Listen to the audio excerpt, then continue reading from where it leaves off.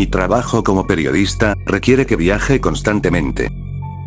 Una parte de ese trabajo consiste en publicar una columna con mitos y leyendas de pueblos pequeños.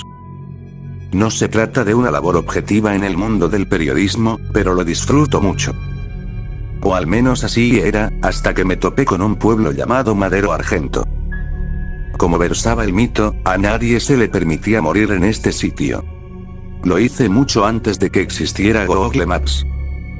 Para llegar al pueblo tuve que confiar en las instrucciones que me proporcionó la fuente. Algo dentro de mí me decía que se trataba de una broma, pero la columna en el periódico trataba precisamente de esto: comprobar o refutar la información. Preparé todo para el viaje, y tras varias horas conduciendo, me encontré en un camino oculto, sucio y sin mantenimiento.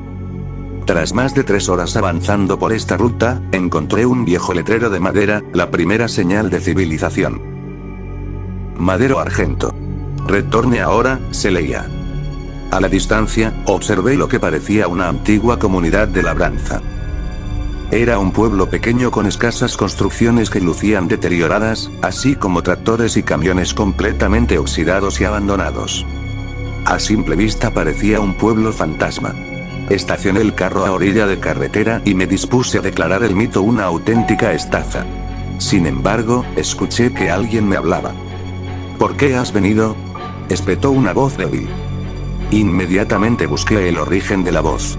Era un anciano de apariencia frágil que se apoyaba sobre un bastón. Estaba completamente calvo y no tenía un solo diente en la boca. ¿Quién eres?, le pregunté. En medio de una situación ligeramente incómoda, decidí presentarme. ¿Por qué estás aquí?, respondió. Le mencioné que era un cazador de mitos y leyendas, y llegué hasta ese lugar gracias a las indicaciones proporcionadas por una fuente anónima. El hombre lanzó un suspiro. La ignorancia es una bendición, pero ya que has venido, tendrás aquello que viniste a buscar. En ese momento me percaté de que el anciano tenía la pierna rota. La arrastraba mientras cojeaba con mucha dificultad. Pero lo más extraño era su piel, cubierta por arañazos que parecían recientes.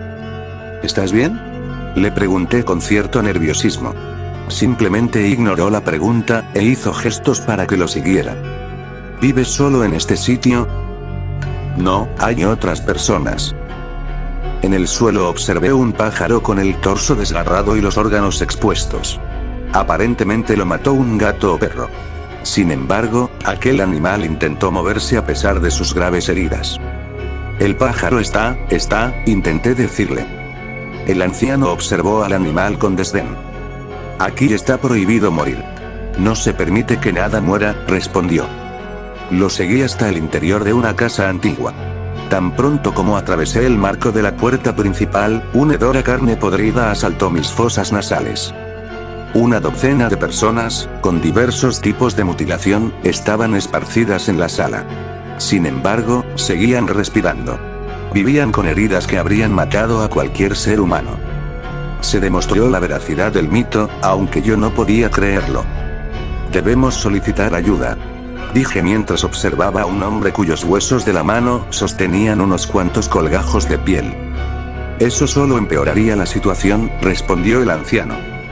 Saqué el teléfono completamente dispuesto a llamar a emergencias. Sin embargo, en aquel remoto lugar no tenía una sola barra de señal para solicitar ayuda. Siéntate, vamos a platicar. Completamente avasallado por lo que veía, no logré encontrar las palabras para formular un argumento coherente. Has venido para conocer la historia de Madero Argento, y te la voy a contar, dijo el anciano. Me senté y observé a todas aquellas personas sufriendo en ese lugar. La mayoría tenía heridas tan terribles que ni siquiera les permitían hablar, y se limitaban a emitir gemidos de agonía en el lugar donde estaban sentados. Cada herida parecía reciente, como si se las hubieran hecho ese mismo día. Desde la fundación de este pueblo en 1911, nos desempeñamos como una típica comunidad agrícola. Un pueblo pequeño que no es de mucho interés para los visitantes. La mayoría nacimos y crecimos en este lugar, por lo que esas extrañas ocasiones en que alguien nos visitaba se armaba un revuelo. Era motivo de celebración. El hombre se detuvo un instante para observar su pierna rota. Entonces, en 1956 un hombre llegó a Madero Argento. A bordo de un auto de lujo y vestido con finas prendas, contrastaba demasiado con el modesto estilo de nuestro pueblo. Dijo que no venía a hacer negocios y mucho menos establecerse en la región.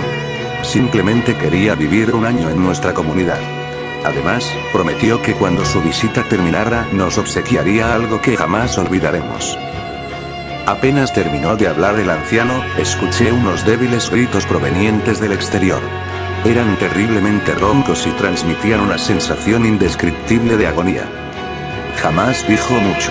Se limitó a observarnos mientras continuábamos con nuestra rutina diaria, y siempre estaba dispuesto a ayudar.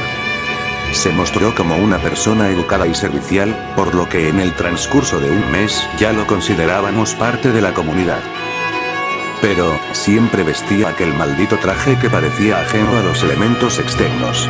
Con lluvia o bajo un terrible calor, el hombre se mostraba tranquilo y lucía impecable. Los gritos afuera se intensificaron. En medio de aquel suplicio distinguí algunos ruegos de piedad. Después, cuando terminó su año en Madero Argento, nos hizo una pregunta muy simple. ¿Qué pregunta?, le dije. ¿Quieren vivir para siempre? Se detuvo un instante y volvió a suspirar. Los gritos del fondo parecían intentar llamar mi atención, como si supieran que estaba allí. En un primer momento nos reímos de la propuesta.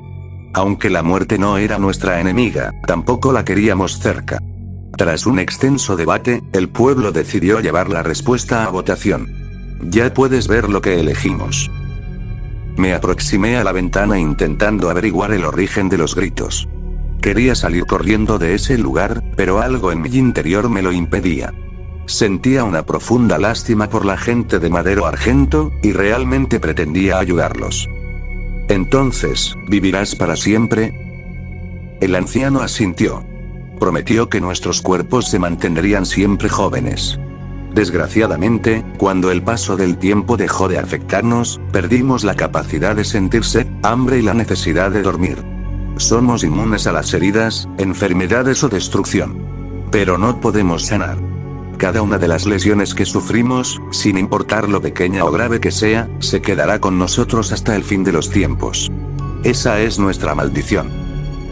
¿Qué sucede con la gente que grita?, le pregunté. Suspiró nuevamente. Vienen del granero. Ahí es donde mantenemos a las personas que quieren salir. ¿Salir? ¿A dónde? Algunos creyeron que podían escapar a la maldición. Destruyeron sus propios corazones y otros se aplastaron la cabeza. Estaban equivocados. No pueden morir, no se les permite hacerlo. ¿Hay algo que pueda hacer para ayudarte?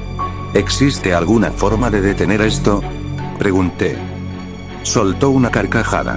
No fue una risa alegre, sino de malicia. ¿Detener? No buscamos que se detenga, dijo.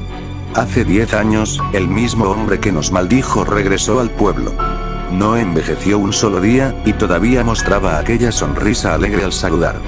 Nos ofreció la muerte, liberar nuestras almas y salvarnos de esta terrible vida. ¿Por qué no aceptaron? Se detuvo y la sonrisa se esfumó de su rostro. Porque nos contó lo que sucede después de la muerte. Y te puedo asegurar que es un destino mucho más terrible, al que estamos condenados.